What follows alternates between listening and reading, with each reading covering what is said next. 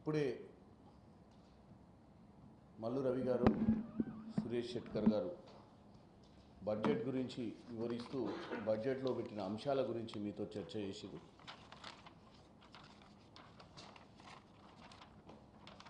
తెలంగాణ రాష్ట్రం ఆవిర్భవించి 2014 తర్వాత కొత్త రాష్ట్రంగా ఆవిర్భవించింది. ఈ ఆవిర్భించిన రాష్ట్రంలో కాంగ్రెస్ ప్రభుత్వం రెండోసారి బడ్జెట్ ఈరోజు కేటాయించడం బడ్జెట్ ఈరోజు అసెంబ్లీలో ప్రవేశపెట్టడం జరిగింది.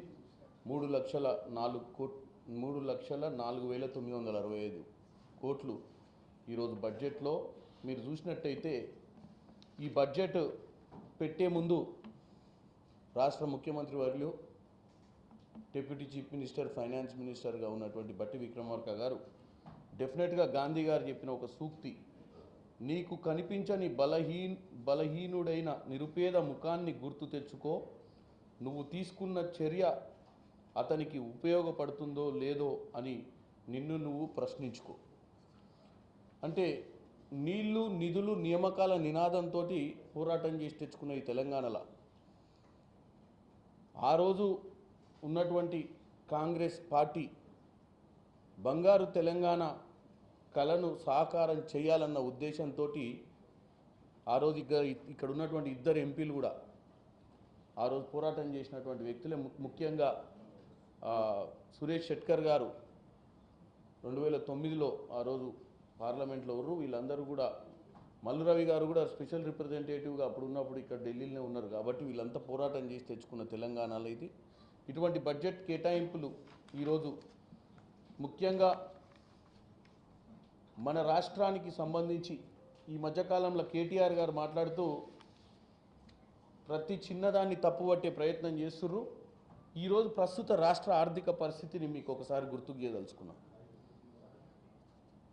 ఈరోజు ప్రస్తుత తెలంగాణ జిఎస్డిపిని చూసినట్టయితే 16,12,579 కోట్లు గత సంవత్సరంతో పోలిస్తే 10.1% అభివృద్ధి చేరింది.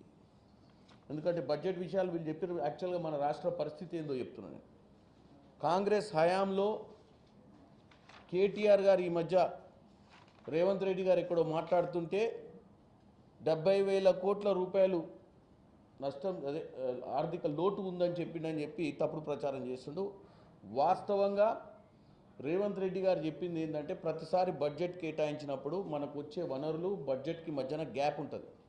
గతంలో బీఆర్ఎస్ పార్టీ వాళ్ళు ఇటువంటి గ్యాప్స్ అన్నింటినీ కూడా తెలంగాణ రాష్ట్రంలో ఆస్తులో ఏవో అమ్మి వీటన్నిటిని గ్యాప్ ఫిల్లింగ్ చేసేటోళ్ళు లేదా ఇష్టమైనట్టు లోన్లు తెచ్చి ఆ మిగతా బడ్జెట్ని ఏదైతే కేటాయించిన శాఖలకు అందించే విధంగా వాళ్ళు చేయడం వల్లనే ఈరోజు 7 లక్షల కోట్లు అప్పు జరిగింది.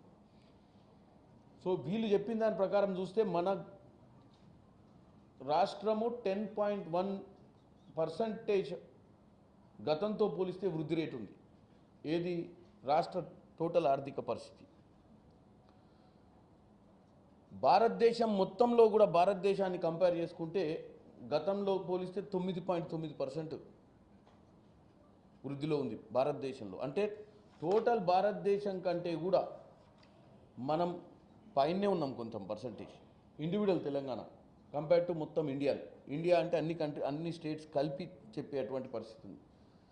ఇకపోతే తలసరి ఆదాయం విషయానికి వస్తే 3,79,751 కాగా అది ₹1 కాగా వృద్ధి రేటు గత సంవత్సరంతో పోలిస్తే 9.6 అంటే పోయిన 23-24 తోటి కంపేర్ చేస్తే 24-25లో 9.6 అంటే పర్ క్యాపిటల్ ఇన్కమ్ కూడా ఎక్సెస్గా ఇంత వచ్చింది. అదే భారతదేశంలో చూసుకుంటే 2,05,579 అంటే తెలంగాణను నేను కంపేర్ చేస్తున్నాను. ఇక్కడ తెలంగాణను కంపేర్ చేసినట్టయితే భారతదేశంలో జరిగినటువంటి వృద్ధి రేటు తలసరి ఆదాయంలో మనము 1.8% ఎక్సెస్ ఉన్నాం. అంటే దగ్గర 1,74,172 రూపాయలు తలసరి ఆదాయం ఆ తెలంగాణకి ఎక్కువ ఉంది. ఇది లాస్ట్ ఇయర్ తోటి కంపేర్ చేస్తే. సో నేను ఎందుకు చెప్తున్న విషయాలంటే ముఖ్యంగా బీఆర్ఎస్ పార్టీ వాళ్ళు పదే పదే వాళ్ళు లేని తెలంగాణ ఆగమైందని ఒక భ్రమల బతుకుతురు. మేముంటేనే తెలంగాణ ఆర్థికంగా గొప్పగా ఉండే, మాకు ఓటు వేయకపోవడం వల్ల తెలంగాణ ప్రజలు ఇవాళ ఇబ్బందుల పాలవుతుర్రు, తెలంగాణ ప్రజలు ఆర్థికంగా దెబ్బతింటుర్రు, తెలంగాణ ప్రజలు ఉద్యోగాలు కోల్పోతుర్రు, తెలంగాణ తేవాల్సినటువంటి నిధులు తేలేకపోతుంది అని చెప్పి ఏదైతే ప్రచారం చేస్తుర్రో, అందుకే నేను రాష్ట్ర ఆర్థిక పరిస్థితి, తలసరి ఆదాయం పరిస్థితి మీకు గుర్తుకు చేస్తున్నాను. ఈరోజు చిత్తశుద్ధి ఉండాలి పాలన వేయాలంటే, చిత్తశుద్ధి పాలన చేయాలన్న ఉద్దేశంతో ఈరోజు ఈ బడ్జెట్ కేటాయింపు జరిగింది. ఒక తెలంగాణ రైజింగ్ అనే ఒక మోడల్ని దృష్టిలో పెట్టుకొని 2050 దిశగా తెలంగాణ రాష్ట్రాన్ని ప్రపంచ పటంలోనే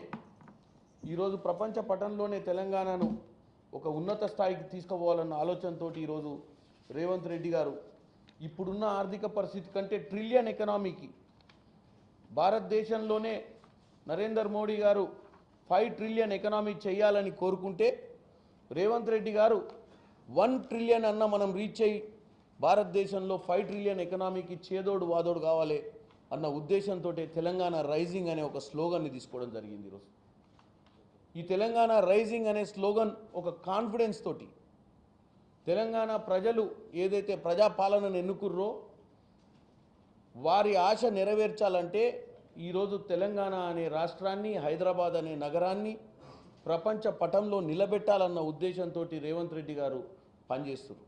ఆయన ఆలోచన అంత పెద్దగా ఉంటే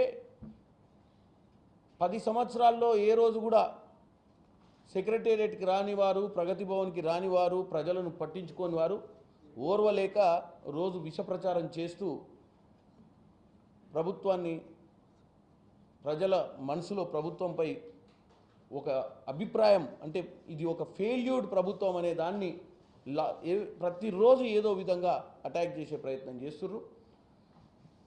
వాస్తవంగా వాళ్ళు మొదటి సంవత్సరం ఎప్పుడైతే వచ్చిర్రో అధికారంలోకి 2014కు ఇప్పుడున్న 2024కి చాలా డిఫరెన్స్ ఉంది.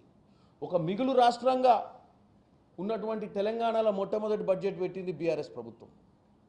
ఒక అప్పుల రాష్ట్రంలో మొట్టమొదటిసారిగా మేము ఒక అప్పుల వాళ్ళందరూ కూడా 7 లక్షల పైచిలకు, అంటే మన కొత్త లెక్కల ప్రకారం వీళ్ళ వడ్డీలు, వీళ్ళు గత కాంట్రాక్టర్లకు పెట్టిపోయినటువంటి బకాయిలు, వీళ్ళు ఇంకా కొన్ని ఏమంటారు ఎడ్యుకేషన్కి సంబంధించినటువంటి ఫండ్స్ అన్నిటిని పెండింగ్ ఉంచడం వల్ల 8 లక్షలు దాటింది. అది అటువంటి రాష్ట్రంలో బడ్జెట్ పెట్టడం అంటే చాలా కీలకం.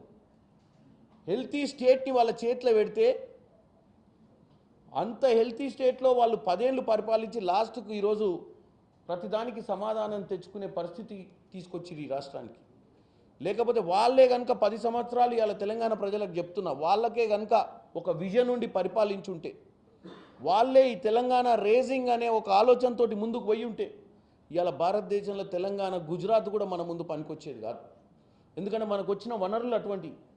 విభజన జరిగిన తర్వాత హైదరాబాదు నగరము మన తెలంగాణలో ఉండడము, మన తెలంగాణకు ఉన్నటువంటి జాగ్రఫికల్ లొకేషను, మన తెలంగాణకు ఉన్నటువంటి పొజిషనింగ్ కానీ ఏది కానీ మనకి ఈరోజు భారతదేశంలోనే మొట్టమొదటి స్థాయిలో ఉంచే పరిస్థితి ఉండే. కానీ వాళ్ళకు విజన్ లేకనే, వాళ్ళకు తెలంగాణ మీద పట్టింపు లేకనే గత 10 సంవత్సరాల తెలంగాణ ఆగమైంది. ఈ రానున్న 10 సంవత్సరాల్లో 1 ట్రిలియన్ ఎకనామీ దిశగా 1 ట్రిలియన్ ఎకనామీ దిశగా రేవంత్ రెడ్డి గారు తెలంగాణ రైజింగ్ స్లోగన్ తీసుకొని ముందుకు పోతుర్రు. తెలంగాణ ప్రజలు విష ప్రచారాన్ని నమ్మొద్దు. ఈ బడ్జెట్లో పెట్టిన 3,04,965 కోట్లను కూడా ఎట్టి పరిస్థితుల రెవెన్యూని పెంచే విధంగా ముందుకు తీసుకెళ్తారని తెలియజేస్తారు. అయితే మీ అందరికీ తెలిసిందే, ఈ మధ్యనే రేవంత్ రెడ్డి గారు ఎక్స్టర్నల్ అఫేర్స్ మినిస్టర్ గారిని కూడా కలవడం జరిగింది. ఒక మంచి ఆలోచనతోటి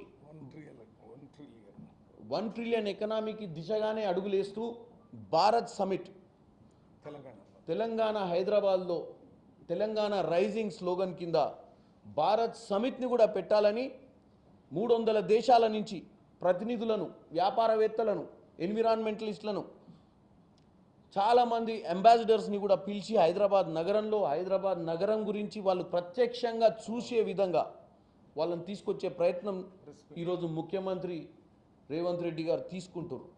కాబట్టి అంటే నేను ఎందుకు చెప్తున్న విషయం అంటే ముఖ్యమంత్రి రేవంత్ రెడ్డి గారిని చిన్న చూపు చూపి స్టేచర్ గురించి మాట్లాడే ప్రయత్నం చేస్తున్నారు బీఆర్ఎస్ వాళ్ళు.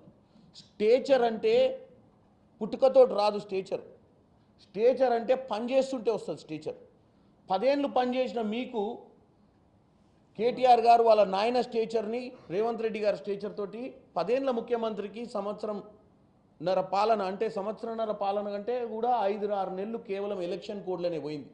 మేము పరిపాలించింది చిత్తశుద్ధితోటి కేవలం 10-11 నెలలు మాత్రమే.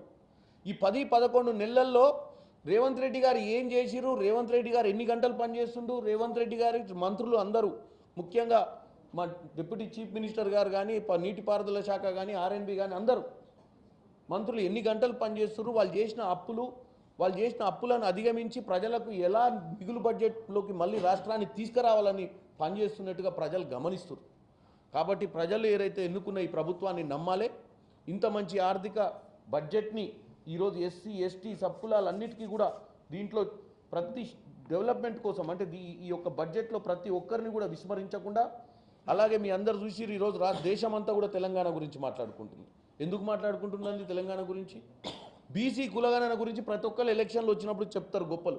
కులగణను ఇక్కడ మల్లురావు అన్న అందరు ఉన్నారు. కులగణనల గురించి 100 సార్లు చర్చలు చేశారు. నరేంద్ర మోడీ ఒక ఓబీసీ ప్రధానమంత్రి, ఆయనే పెద్ద ఓబీసీ అని చెప్పుకుంటాడు. మరి అలా ఒక ముఖ్యమంత్రి రెడ్డిగా ఉండి ఓబీసీలకు న్యాయం జరగాలని 42% రిజర్వేషన్ల కోసం ఈరోజు అసెంబ్లీలో బిల్లు పెట్టాం. రేపు పొద్దున వారం 10 రోజులల్లో ఈ అసెంబ్లీ సమావేశాల తర్వాత ముఖ్యమంత్రి రేవంత్ రెడ్డి గారు ఇదే ఢిల్లీ నగరానికి వచ్చి అక్కడ ఉన్నటువంటి ఎమ్మెల్యేలందరితోటి తెలంగాణలో ఉన్నటువంటి 17 మంది ఎంపీలతోటి ప్రధానమంత్రి నరేంద్ర మోడీని కలిసి మనకున్నటువంటి చిత్తశుద్ధి, మనం ఏదైతే మంచి జరగాలని 42% రిజర్వేషన్ బిల్లు ఏదైతే మనం అసెంబ్లీలో ఆమోదించుకొని వస్తున్నామో ఆ బిల్లును ఇక్కడ ఓబీసీ ప్రధానమంత్రి అయినటువంటి నరేంద్ర మోడీకి ఎంత బాధ్యత ఉందో మనకు అతి త్వరలో తెలవబోతుంది. ఎందుకంటే ఆ బిల్లును ఇక్కడున్నటువంటి మా నాయకులు ఎవరైతే రాహుల్ గాంధీ గారు, ముఖ్యంగా రేవంత్ రెడ్డి గారు ఈరోజు ఓబీసీ కులగణన చేయడానికి కారణం రాహుల్ గాంధీ గారు కన్యాకుమారి నుంచి కాశ్మీర్ దాకా నడిచినప్పుడు ప్రజా సమస్యలు తెలుసుకొని ఏదైతే జనగణనలో ఎంత శాతం ఉంటే అంత శాతం వాళ్ళకు రిజర్వేషన్లు కూడా దక్కాలన్న ఒక ఉద్దేశంతో ఆయన నినాదం తీసుకున్నప్పుడు మా రాష్ట్రంలో అధికారంకి రాగానే మేము దాన్ని ఇంప్లిమెంట్ చేయడం మాకు గర్వకారణము మా కాంగ్రెస్ పార్టీకి. ఎందుకంటే తెలంగాణ నుంచి మొట్టమొదటిసారిగా భారతదేశంలో ఎక్కడ జరగని విధంగా ఈరోజు ఒక సాంకేతికంగా ఒక పద్ధతిలో ఈ యొక్క కులగణన చేయడం జరిగింది. కాబట్టి ఇంకా ఎన్నో కార్యక్రమాలు తెలంగాణ ప్రజలకు తెలియజేస్తున్నాం. తెలంగాణ రోజు భారతదేశంలో రోజు చర్చించుకునే విధంగా తెలంగాణలో పాలన ఉంటుంది. తెలంగాణ ఇప్పుడు కొత్త తెలంగాణ మోడల్. ఒకప్పుడు రోజు ప్రధానమంత్రి గారు డయాస్ల మీద గొప్పగా ఆయన గుజరాత్ మోడల్ గురించే, ఇంకా గుజరాత్ ముఖ్యమంత్రి లాగానే గుజరాత్ మోడల్ గురించి చెప్తుండు. అసలు టోటల్ భారతదేశమే ఇవాళ నరేంద్ర మోడీ గారు ప్రధానమంత్రి. ఈరోజు తెలంగాణ కూడా తెలంగాణ మోడల్ చేయాలన్న పట్టుదల రేవంత్ రెడ్డి గారికి ఉంది. డెఫినెట్గా నరేంద్ర మోడీ గారి ప్రభుత్వం మాకు సహకరించాలి. ఈ యొక్క ఆర్థిక సంవత్సరంలో మేము పెట్టిన నిధులన్నీ సక్రమంగా జరగాలన్నా కానీ మాకు సెంట్రల్ గవర్నమెంట్ సపోర్ట్ మస్ట్. మాకు రావాల్సిన నిధుల్ని ఎక్కడ ఆపకుండా బీజేపీ ఎంపీలు కూడా దీని గురించి ఈరోజే కదా రేపటికల్లా తెలుస్తుంది ఎంతమంది పాజిటివ్ మాట్లాడుతారో ఎంతమంది నెగిటివ్ మాట్లాడుతారో. దీని మీద పాజిటివ్ నెగిటివ్ల కంటే ఇది పెట్టింది ప్రజల కోసం, ఇది పెట్టింది ఏ రేవంత్ రెడ్డి గారి ఆస్తుల కోసం కాదు, ఏ కాంగ్రెస్ పార్టీ ఆస్తుల కోసం కాదు, ఇది ప్రజల కోసం పెట్టినటువంటి బడ్జెట్. ఈ బడ్జెట్లో ఏదైతే కూర్పు జరిగిందో వీటిని సహకరించే విధంగా ప్రతి ఒక్కరు గెలిపించిన వాళ్ళు ఏ పార్టీ నుంచి గెలిచినా కానీ వాళ్ళందరూ ఒక్క తాటి మీదకి వచ్చి ఈ యొక్క ప్రజా సంక్షేమం కోసం పనిచేయాలని కోరుకుంటూ సెలవు తీసుకుంటున్నాను. ఒక్క నిమిషం అమ్మా.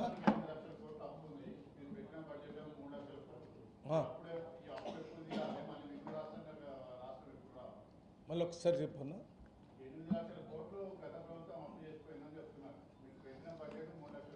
అవును.